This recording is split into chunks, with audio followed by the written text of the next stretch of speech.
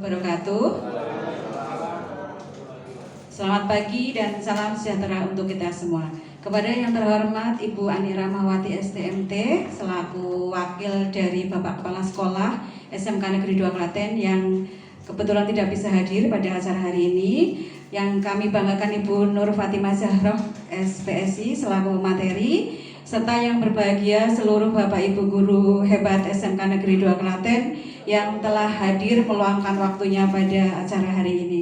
Alhamdulillah, puji syukur kita panjatkan kepada Allah Tuhan Yang Maha Esa, karena atas rahmatnya kita dapat berkumpul dalam keadaan sehat hari ini Selasa 14 Oktober 2025 dalam acara kegiatan desiminasi pelatihan 7 jurus BK hebat yang akan disampaikan oleh Ibu Nur Fatimah Zahroh SPSI.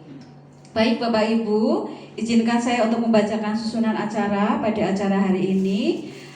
Acara yang pertama menyanyikan lagu Indonesia Raya, acara yang kedua doa, acara yang ketiga sambutan, acara yang keempat sesi materi inti, acara kelima sesi tanya jawab, acara yang keenam penutup. Semoga seluruh rangkaian acara dapat berjalan dengan lancar.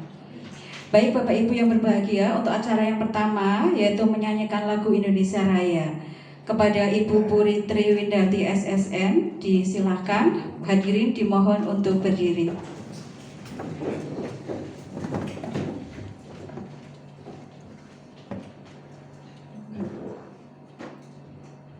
Hiduplah Indonesia Raya keempat.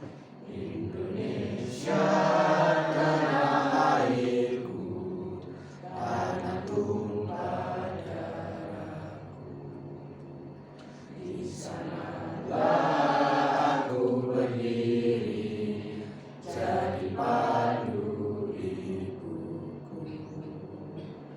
Indonesia kebangsaanku, bangsa dan tanah airku.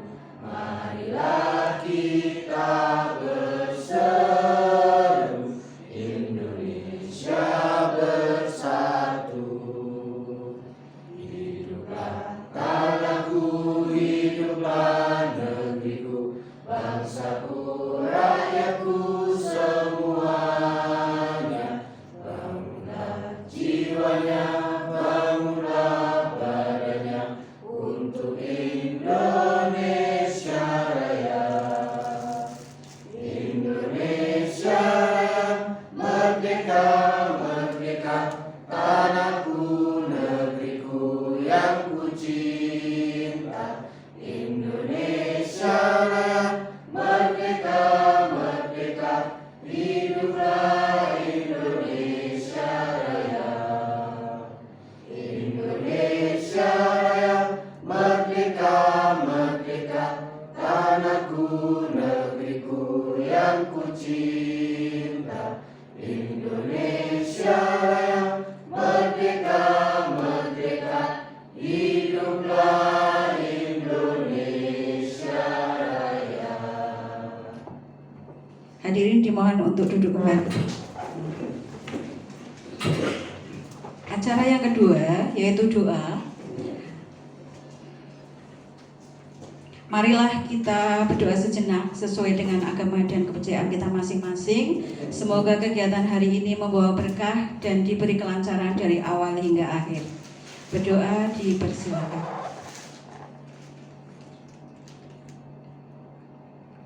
Berdoa dicukupkan. Acara selanjutnya yaitu sambutan. Kepada Ibu Ani Rahmawati STMT, disilahkan.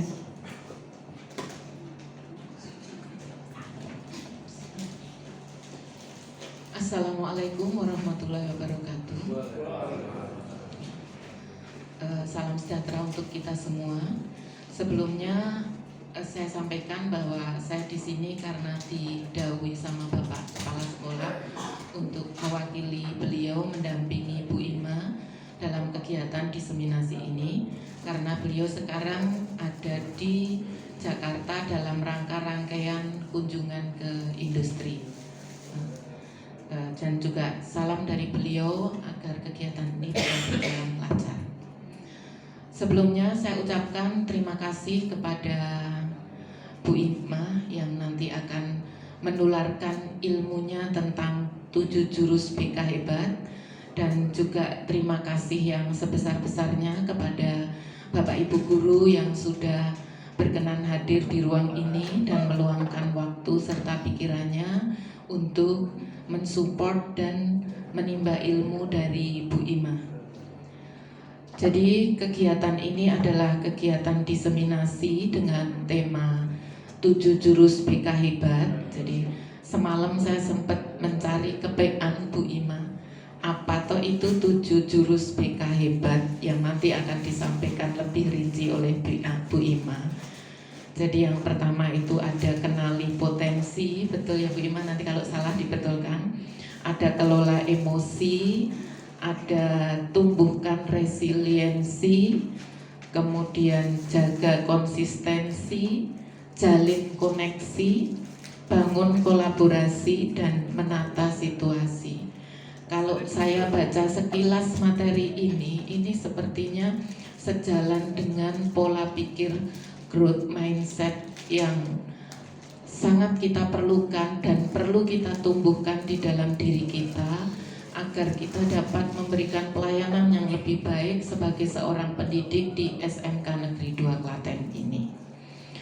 Kenapa mungkin Bapak Ibu guru yang bukan guru BK mungkin sedikit bertanya-tanya, kok kami juga diundang, mungkin demikian. Bertanya tidak Pak Andi? Ya, bertanya. Coba sedikit saya jawab, nanti kalau salah biar diluruskan sama Bu Ima. Jadi materi-materi ini bukan melulu monopoli guru BK, karena di sini kita sebagai pendidik kan juga sering bersinggungan dengan segala permasalahan yang timbul di antara anak didik kita. Jadi apabila kita bisa mempunyai pola pikir seperti yang nanti akan dijelentrehkan, disampaikan oleh Bu Ima, harapannya kita bisa lebih mengembangkan growth mindset kita, tetapi dengan rambu-rambu 7 jurus BK hebat ini, sehingga ke depan kita akan lebih bijak bertindak dan lebih paham bagaimana mengantisipasi dan kalau bahasa Jawanya gulawentah anak-anak kita. Jadi mungkin sedikit itu saja pemahaman saya tentang 7 jurus BK hebat. Semoga kegiatan ini nanti bisa bermanfaat untuk kita semua dan berjalan lancar. Sekali lagi terima kasih atas atensi dan partisipasi serta support Bapak Ibu semua. Demikian yang bisa saya sampaikan. Terima kasih. Wassalamualaikum warahmatullahi wabarakatuh. Terima kasih kepada Ibu Ani yang sudah memberikan sambutannya. Acara berikutnya adalah penyampaian materi inti. Baik Bapak Ibu, tibalah kita pada acara yang paling kita tunggu-tunggu, yaitu sesi materi inti diseminasi pelatihan 7 guru jurus BK hebat. Kepada Ibu Nur Fatimah Zahro SPSI, disilakan.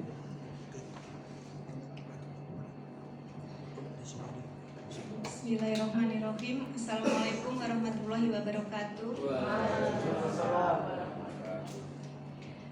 Kami ucapkan selamat datang dan terima kasih kepada Bapak Ibu berkenan hadir pada diseminasi 7 jurus hebat. Materi ini saya dapatkan kemarin tanggal 17 sampai 25 September 2025 di BPGTK yang bertempat di Karanganyar. Di sini diberikan materi 7 jurus hebat dan saya diwajibkan untuk implementasi 2 jurus dari 7 jurus hebat tersebut. Dari hasil implementasi itu saya diwajibkan untuk diseminasi dan ditularkan kepada Bapak Ibu guru BK maupun non BK. 7 jurus hebat ini kita menggunakan pendekatan yang berbasis pengalaman dengan alur arka Bapak Ibu. Saya berdiri saja, Jeh.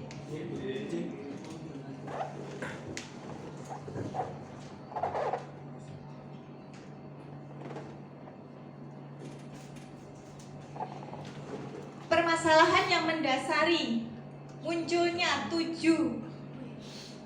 jurus BK hebat ini adalah permasalahan dunia pendidikan yang begitu kompleks. Generasi muda tumbuh dalam situasi yang lebih cepat, penuh tekanan dan distraksi informasi. Mereka membutuhkan tidak hanya ilmu pengetahuan, tapi juga dukungan sosial dan bimbingan yang kuat untuk tumbuh tangguh dan berbahagia. Jadi anak-anak kita membutuhkan sesuatu pendampingan Bapak Ibu. Ini salah satu permasalahan yang pantas kita waspadai, yang pantas kita khawatirkan adalah berkembangnya internet yang begitu pesat. Perkembangan internet yang begitu pesat itu menimbulkan remaja-remaja kita itu semangatnya mudah terpengaruh, tidak mudah konsentrasi dalam waktu yang lama, haus validasi dan minim dalam interaksi. Kita lihat di sini dengan perkembangan internet yang begitu pesat, muncul kecanduan gawai dan media sosial. Hal ini menimbulkan remaja-remaja kita jadi mengabaikan pelajaran, lalu malas berinteraksi fisik dan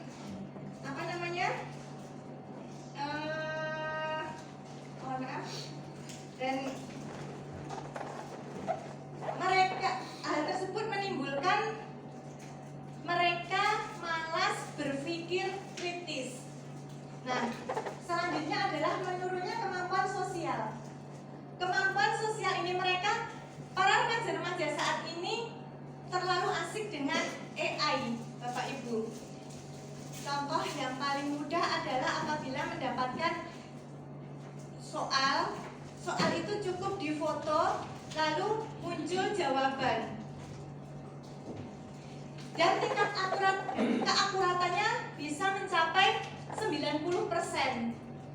Nah, hal ini menimbulkan remaja kita jarang berinteraksi dengan teman-teman, lalu jadi kurang terampil dalam berkomunikasi langsung dan kurang berempati, dan yang paling penting adalah mereka kurang dalam bekerja sama.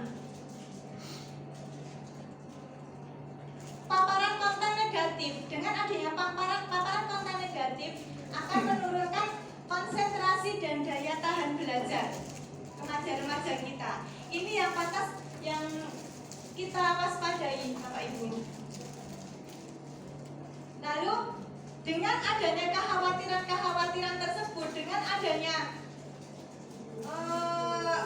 permasalahan remaja kita saat ini, murid-murid kita saat ini, maka muncul 7 jurus BK hebat. Bapak Ibu, jurus BK hebat ini tidak hanya ditujukan kepada guru BK saja, tetapi ditujukan kepada semua guru. Karena setiap guru diharapkan bisa menjadi pendengar, penolong, dan penguat langkah murid, sehingga sekolah bukan hanya tempat belajar, tapi menjadi tempat yang aman, nyaman, dan menggembirakan. Tempat di mana setiap anak merasa dilihat dan dimengerti. Setiap anak butuh diperhatikan, setiap anak butuh dimengerti.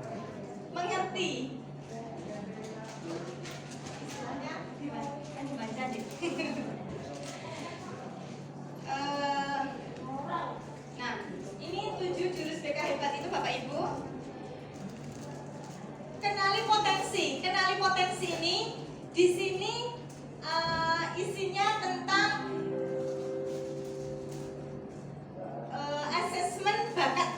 siswa,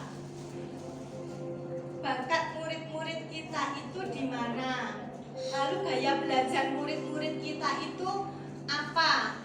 Kemarin kami waktu pelatihan menggunakan Aku Pintar dalam mencari itu bakat minat itu. Lalu ada kelola emosi. Kelola emosi ini bagaimana kita bisa mengelola emosi? Ini kita menggunakan SEL, Social Emotion Learning. Lalu ada tumbuhkan resiliensi, tumbuhkan daya lenting. Di sini bagaimana kita mendampingi siswa untuk bertumbuh. Lalu ada jaga konsistensi. Nah, jaga konsistensi ini berisi tentang kebiasaan berkesadaran. Di sini kita disiplin baik harus dikonsistenkan. Siswa-siswa melaksanakan disiplin-disiplin itu bukan karena tekanan, bukan karena hukuman, tetapi atas kesadaran para siswa-siswa kita. Lalu ada jalin koneksi. Jalin koneksi ini komunikasi empatik. Lalu bangun kolaborasi. Kolaborasi ini kita bekerja sama baik dengan guru wali, dengan wali kelas, guru mapel.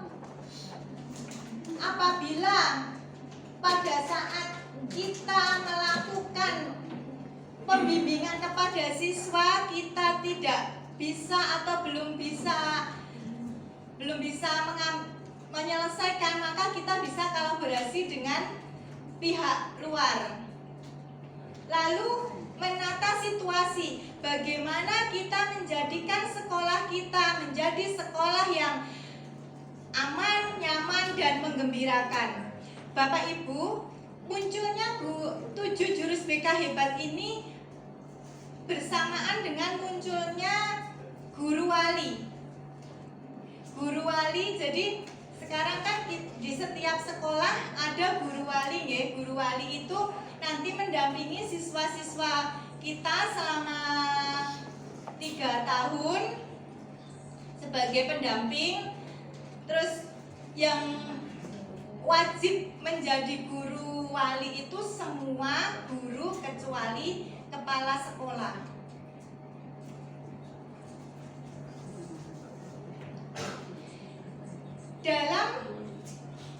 Dalam pelatihan kemarin, 7 jurus BK hebat ini menggunakan pendekatan berbasis pengalaman atau experiential learning. Murid tidak hanya berperan sebagai pendengar, melainkan harus terlibat secara aktif dalam proses pembelajaran.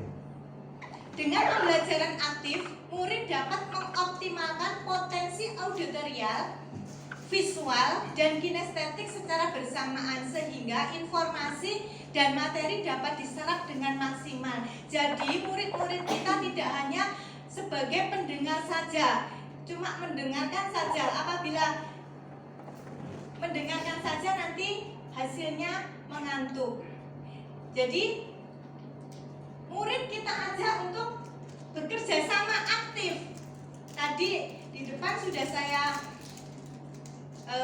spill itu tadi murid-murid kita, remaja-remaja kita banyak yang malas berpikir kritis, lalu komunikasi sosialnya kurang. Nah, di sini nih kita mengajak murid-murid kita belajar aktif, mengoptimalkan potensi auditorial, visual, dan kinestetik secara bersamaan sehingga informasi dan materi diserap dengan maksimal.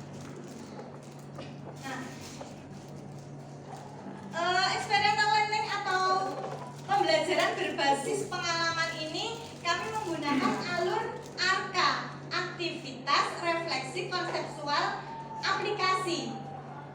Siswa diajak melakukan atau mengalami suatu pengalaman, lalu merefleksi, merenung itu memaknai dan mengaplikasi atau menerapkan. Saya rasa Bapak Ibu sudah sering melaksanakan hal seperti ini, apalagi yang guru-guru bengkel deh Bapak Ibu. Ini untuk memantapkan. Nah, di sini saya dalam implementasi kemarin saya memilih 2 jurus, yaitu mengelola emosi dan tumbuhkan resiliensi. Kenapa saya memilih mengelola emosi Bapak Ibu? Karena kelola emosi sebagai dasar pembelajaran. Kemampuan mengelola emosi adalah pintu menuju kesejahteraan diri, hubungan sosial yang sehat dan berkeberhasilan dalam belajar. Nah, untuk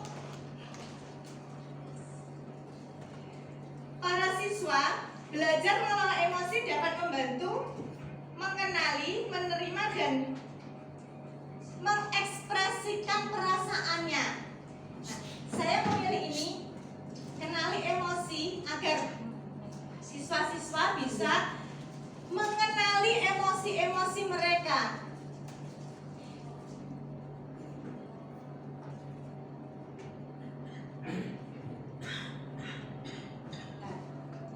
Karena juga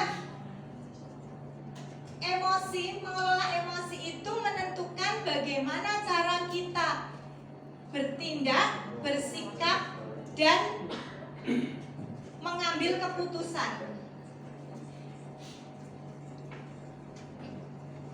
Konsep pembelajaran SEL, Social Emotional Learning, yaitu proses belajar mengenali dan mengelola emosi, menyelesaikan masalah, mengembangkan relasi sosial yang baik, dapat berempati, membuat keputusan yang tepat, dan bertanggung jawab. Ini konsepnya, konsep pembelajaran SEL. Saya memilih ini pada modul BK Hebat. Kelola emosi ini ada beberapa. Ini salah satunya konsep pembelajaran SEL. Dan saya mengambil ini proses pembelajaran dengan emotional learning. Nah, ini saya melakukan implementasi. Yang pertama, aplikasi. Saya mengajak siswa-siswa atau murid-murid mendengarkan cerita saya. Di situ saya bertanya, apakah kalian pernah mengalami peristiwa seperti itu? Nah, di situ mereka mulai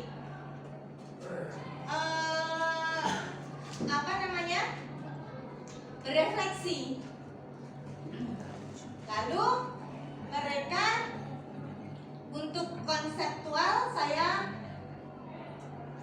memberikan materi kepada murid-murid, materi kenapa emosi harus dikelola, apa manfaatnya emosi harus dikelola, fungsinya emosi dikelola.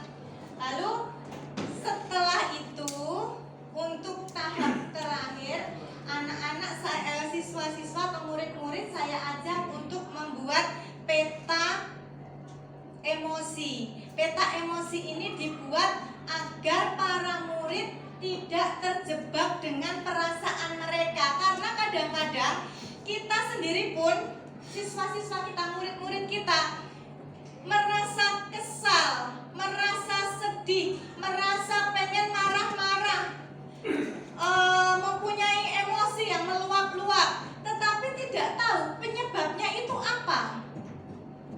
Nah, di peta emosi ini mereka diarahkan untuk mengenali emosi mereka. Apakah itu emosi sedih, atau emosi bahagia, atau itu emosi senang. Kita tuangkan di peta emosi ini agar siswa-siswa bisa mengenali emosi-emosi mereka dengan peta emosi.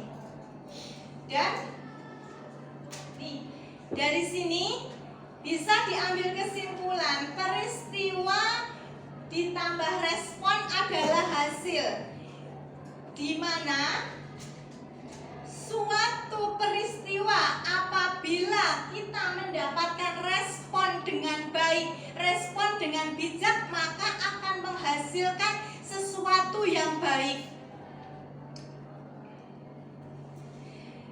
Emosi itu biasa, emosi itu wajar, tetapi kita harus bisa mengendalikan emosi. Apabila kita tidak bisa mengendalikan emosi, maka kita yang dikendalikan oleh emosi tersebut. Apabila emosi menjadi raja, maka kita menjadi budaknya. Nah, di sini kesimpulan dari kelola emosi tadi, peristiwa plus respon sama dengan hasil.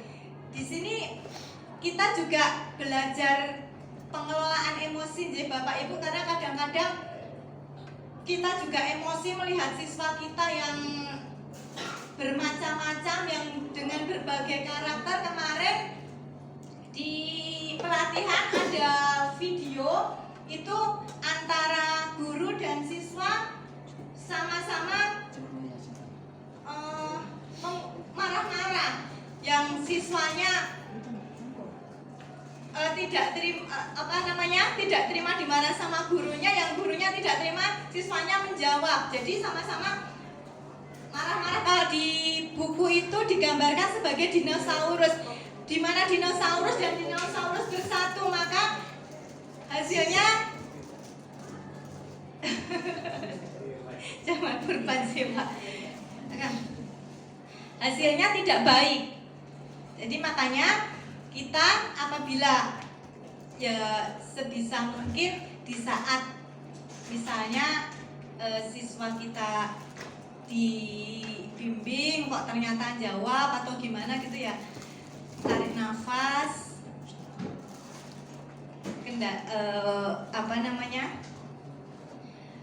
mulai mengelola emosi, karena jangan sampai kita itu respon emosi kita, respon yang kita berikan itu membuat kita menyesal di kemudian hari. Nah, yang kedua, saya memilih tumbuhkan resiliensi. Di sini kenapa saya memilih tumbuhkan resiliensi? Karena di sini membentuk grow mindset yang menumbuhkan resiliensi sehingga mereka berkembang optimal pada aspek pribadi, sosial, akademik, dan karir. Bapak Ibu, saya tertarik dengan ini karena siswa kita yang banyak sekali ini mempunyai banyak karakter, mempunyai banyak cerita. Cerita anak-anak kita itu bermacam-macam. Yang kelihatannya baik-baik saja, ternyata setelah kita ajak ngobrol itu ternyata ada cerita di balik mungkin keceriaannya, di balik dia sering melanggar peraturan. Itu pasti ada ceritanya, dan kita sebagai pembimbing diharapkan bisa membantu siswa-siswa kita itu untuk bangkit dari cerita-cerita mereka yang tidak menyenangkan.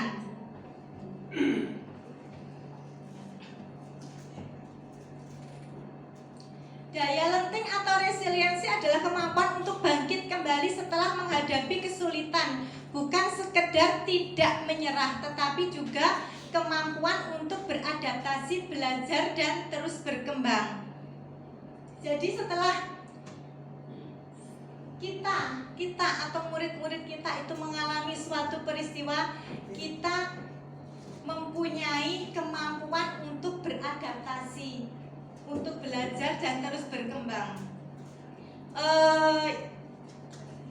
Ini untuk apa namanya, growth mindset ini sendiri kan yang mencetuskan adalah seorang psikolog bernama Carol. Itu meyakinkan bahwa kemampuan dan kecerdasan dapat dikembangkan melalui usaha, strategi yang tepat, dan bantuan orang lain. Kecerdasan itu berkembang, Bapak Ibu nggih, berkembang. Jadi kecerdasan itu bukan bakat dari lahir saja, tetapi bisa dipelajari dengan strategi yang tepat dan dengan bantuan orang lain. Itu growth mindset. Kalau fixed mindsetnya, bakat minat itu dari lahir dan tidak bisa berkembang, tapi ternyata itu tidak. Yang berkembang sekarang adalah bahwa bakat minat itu bisa dipelajari. Jadi misalnya contoh, ada siswa yang gagal dalam ujian matematika misalnya. Kalau untuk yang siswa mempunyai growth mindset yang bagus,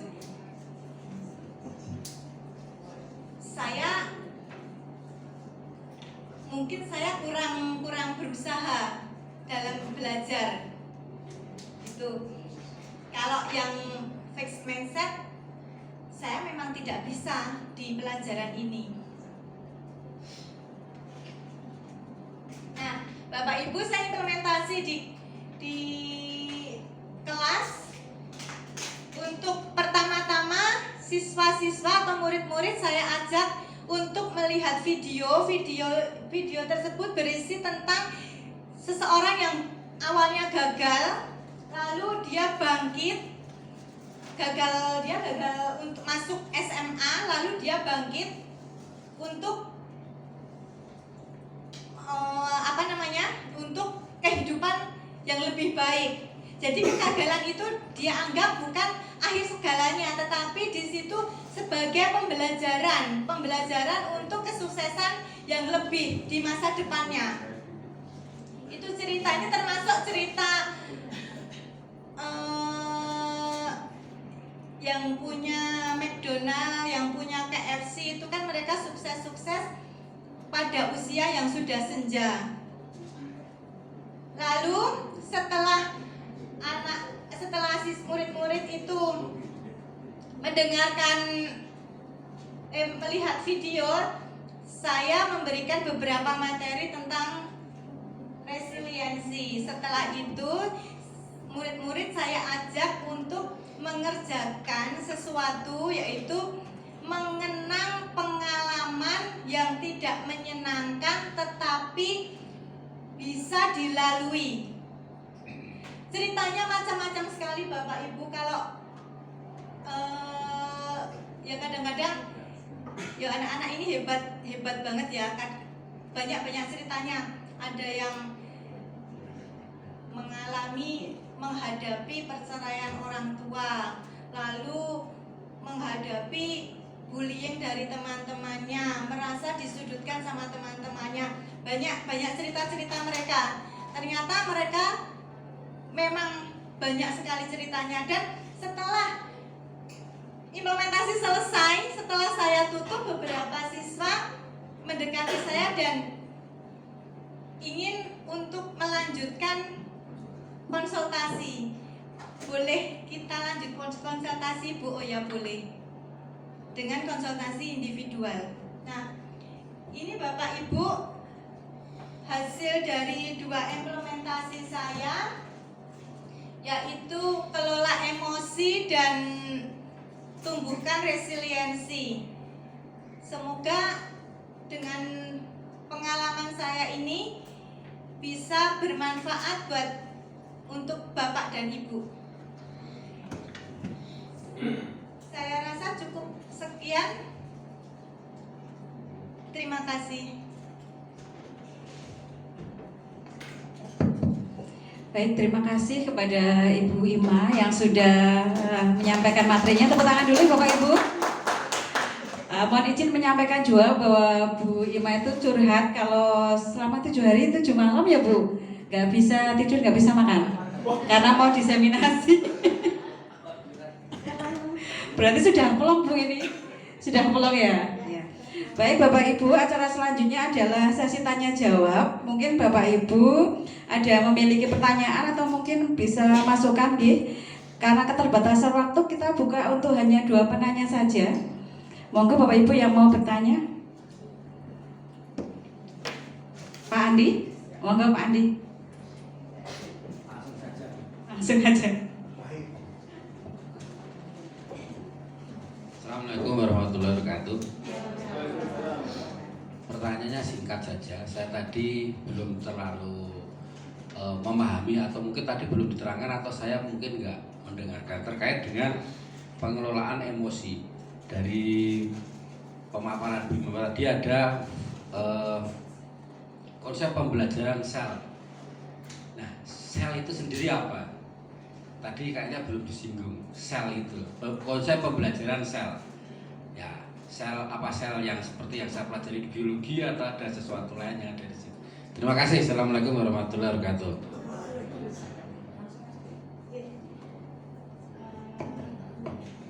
Mohon maaf Pak Andi, ini nanti saya juga menjawab secara singkat ya. Pembelajaran secara sel itu pembelajaran berbeda Pak Andi dengan yang di biologi. Tadi saya sudah mengungkapkan juga sel itu social emotional learning. Jadi bagaimana kita mengelola emosi kita Pak Andi. Bagaimana caranya kita mengelola emosi? Kenapa kok emosi itu harus kita kelola? Itu kan banyak manfaat-manfaat dari pengelolaan emosi. Ya misalnya sebentar. Pengelolaan emosi itu misalnya kita mencegah stres yang berlebihan, lalu meningkatkan kepercayaan diri, lalu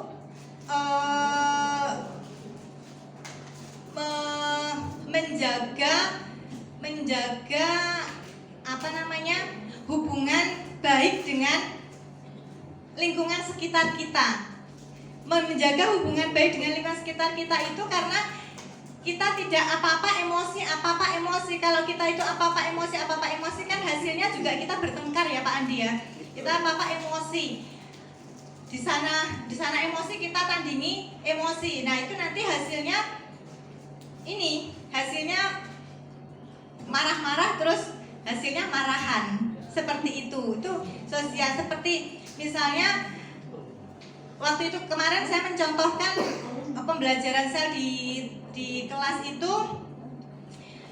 Pada saat itu ada seorang siswa yang misalnya namanya Irfan gitu. Irfan yang awalnya dia itu sangat tenang, terkenal sebagai seorang yang tenang, tiba-tiba dia marah karena teman sebangkunya Ari menumpahkan air di buku barunya Irfan. Padahal itu nggak sengaja. Irfan langsung marah. Dia mengeluarkan kata-kata kotor, mengeluarkan kata-kata umpatan seperti itu. Dan Ari hanya diam. Seketika pun juga ruangan menjadi sangat hening karena kan mereka kaget. Kok Irfan tiba-tiba seperti ini? Nah, beberapa saat kemudian waktu kemarahan Irfan itu sudah mulai reda, Irfan merasa menyesal. Kenapa saya tadi marah-marah? Lalu si Irfan berpikir, andai aku bisa bersabar, andai aku tidak langsung marah-marah. Lalu si Irfan meminta maaf kepada Ari. Dan Ari memaafkan. Walaupun Ari memaafkan, tetapi di hati Ari itu kan tetap ada rasa tidak nyaman ya Bapak Ibu. Seperti istilahnya kertas ini halus. Setelah kita mendengarkan marah-marah, nah saya seperti ini. Setelah kita buka, hasilnya tidak akan halus lagi. Tetap ada bekas-bekas luka Begitu Pak Andi. Semoga jawaban saya ini nyambung dan bisa dimengerti. J. Terima kasih Bu Ma, sungguh jelas penjelasannya, dan itu banyak terjadi juga di sekitar kita. Itu akan jadi ilmu buat saya juga untuk saya pribadi maupun nanti pada proses pembelajaran dan dengan teman-teman saya. Terima kasih. Terima kasih Pak Andi atas pertanyaannya. Untuk pertanyaan terakhir, monggo Bapak Ibu yang mau bertanya, Bu Diah dipersilakan monggo. Ya, terima kasih waktu yang diberikan kepada saya. Tadi Bu Ima menyinggung tentang guru wali ya Bu Ima ya. Kalau tidak salah tadi sekilas pendengaran saya, guru wali itu tugasnya sebagai pendamping siswa selama 3 tahun, jadi sampai si siswa itu lulus nggih. Tentunya ini beda dengan wali kelas. Nah, apakah nanti dengan guru wali itu tidak menggeser peran dari guru BK, di mana guru BK kan itu juga salah satu tujuannya adalah melakukan pendampingan terhadap siswa sampai siswa itu lulus. Mohon dijelaskan. Terima kasih Bu Diah untuk pertanyaannya. Jadi permasalahan guru wali, guru wali ini saya mohon maaf hanya memahami sedikit yang ada hubungannya dengan ini saja, yang ada hubungannya dengan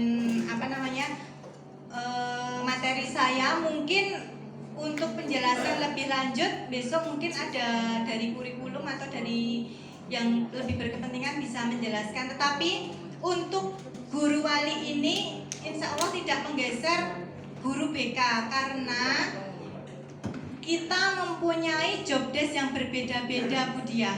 Jadi untuk guru dalam suatu bimbingan, guru wali kelas dan guru mapel itu adalah sebagai detektornya.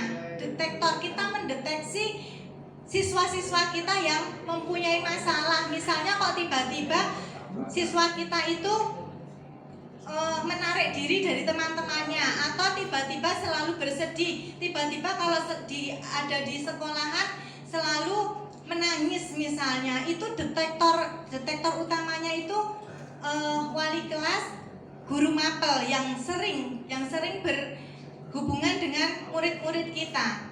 Lalu guru wali itu sebagai fasilitator. Nah, untuk yang mendalami permasalahan itu guru BK Bu Diah. Jadi guru BK sebagai guru yang mendalami permasalahan, yang berkolaborasi dengan guru wali kelas dan guru mapel. Begitu Bu Diah. Itu untuk guru wali itu dipertegas juga di Permendisdasmen tahun 2025 bahwa semua guru adalah pembimbing. Tapi pembimbing itu sudah ada ranahnya sendiri-sendiri. Begitu. Semoga bisa dimengerti.